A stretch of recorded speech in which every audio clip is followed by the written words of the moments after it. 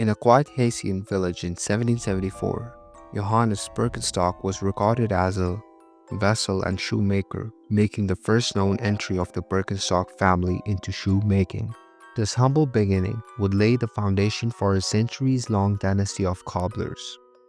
For generations, the Birkenstocks toiled in village workshops, passing down craftsmanship from father to son, often in modest means. Despite their early poverty, the family's dedication to foot health took hold.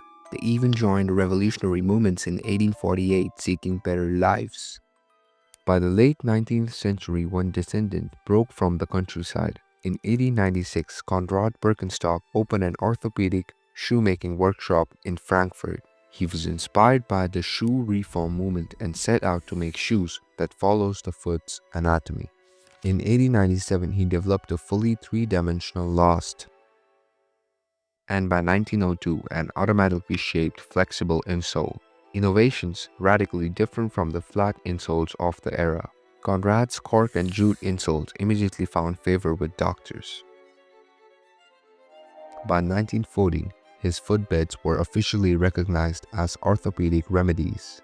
In 1925, he even registered footbed as a trademark of these insoles.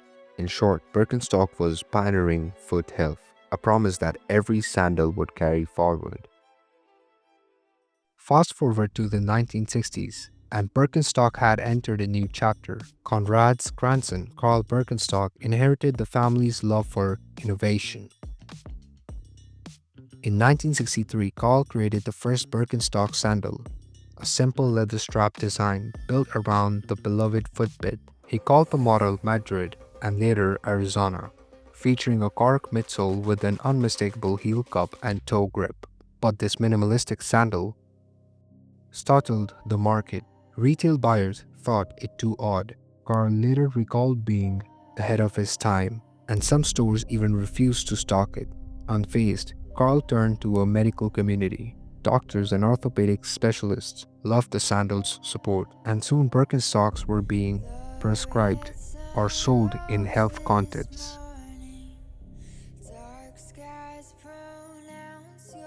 Meanwhile, across the Atlantic, Birkenstock was also finding an audience among America's counterculture. In 1966, the German-born designer Margot Fraser discovered Birkenstocks while visiting California and began selling the sandals in US health food stores and markets. By the early 1970s, she had founded Birkenstock USA, tapping into the era's wellness and reform movements. Young people in the hippie and back-to-nature scenes prized the sandals for comfort and ideology. Birkenstocks became best known for its flat orthopedic sandals, embraced by hippies and grandparents, as a 2023 CBS News report summarized. In this way, the company's century-old focus on foot health unexpectedly found a home in the age of bell-bottoms and flower power. Even so, Birkenstocks were far from a universal fashion hit. Through the 1970s and 80s, the brand carried a stigma. They were often called ugly, the shoes only your quirky aunt and tour guide would wear. College students would sometimes slip them on under pajamas, embarrassed to let classmates see them. Mainstream boutiques largely ignored Birkenstock sandals. Their chunky cork soles and simple straps ran diametrically opposite to the era's glamorous stilettos.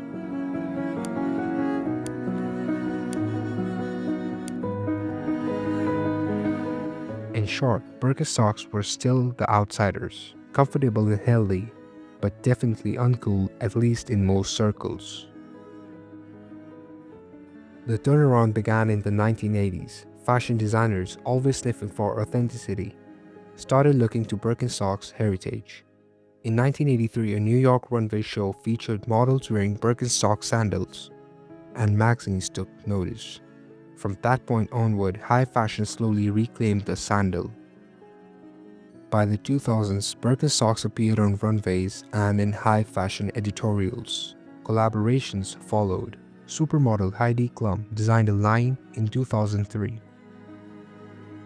And later, houses like Dior and Valentino all put Birkenstock-inspired sandals on the catwalk. Even celebrities like Kate Moss in the 1990s and Gwyneth Paltrow in the 2000s were spotted wearing them.